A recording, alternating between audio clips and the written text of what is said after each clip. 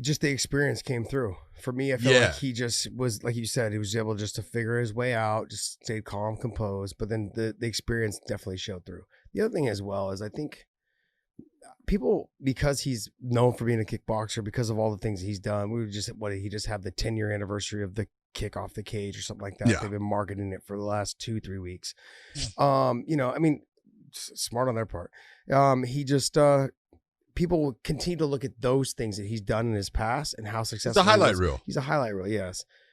But he's a good grappler. He's a really good grappler. And we've seen it with the other guys out of his camp as well. I mean, Sergio Pettis is also really good, but Emmanuel Sanchez is phenomenal off of his back as well. These guys are good on the ground. They're not just kickboxers, and maybe when they first came in they were, but they're not anymore. These guys are good. I've trained and I've grappled with Pettis a little bit in Hawaii, same time I was with Matt Hughes and those guys. And he's really good from the guard position. And I've said this several times. Yeah. That's the biggest thing is you can see he's comfortable. If he's on his back and you're in his guard, he's okay. He has no worry. You have got to pass to half guard. Now you start to give him some problems. Yep. Now he's not comfortable. Now his submission game goes, everyone's submissions go down because there's less for you to be, available to you, but his goes down considerably. He doesn't have, you get some guys, they love having someone in their half guard. They are dangerous there. He's not that guy, but I will tell you, just his movement last night in the stand-up, especially the second, third round, and he controlled the range and the distance, and he sucked Alex Moreno into bad positions. He set little tiny traps of off angling him, and Moreno did the number one mistake. He was following him.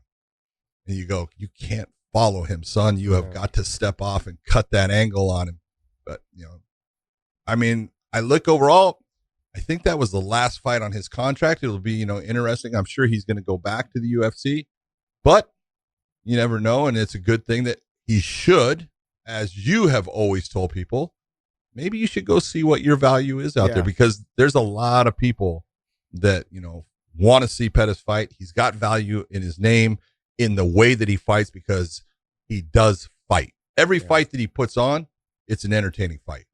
The conversation is to be had, though. If you go to another promotion, like what weight do you fight at, 55 or 70? If he goes to Bellator and he fights at 70, no, I don't think it's good for him. But he could go. He could go to 55. Yeah, he could for sure. And he's got old opponent. He's got Benson Henderson, who he's beaten twice. Yeah, in the past. So, there's other guys there, but it'll be interesting to see what he does. Let me ask you this: when we're talking about these guys, there's no doubt that Jose Aldo is a Hall of Famer. When you're talking in terms of he's a Hall of Famer, like first ballot Hall of Famer. Oh, do you put Pettis in that category? If you're looking at his career, yes. As a young fighter, he won the WEC title. Mm-hmm. He comes into the UFC, he loses, to Clay Guida. You look and you go, anybody can lose to Clay Guida because he's got a specific style. And if you don't do things right and you can't keep him off you, he's a nightmare in a fight.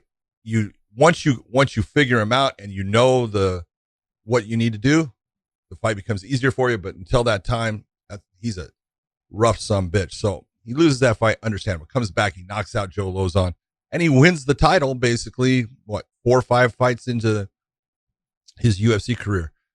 And he's fought the best guys out there. Yeah. He really has. Has he lost some? Yeah, he's lost some, but he's definitely a Hall of Fame fighter, in my opinion. I agree.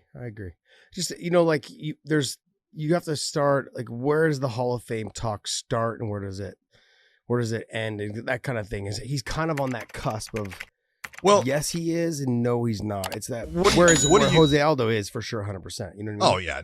Yeah, that's easy. You're right.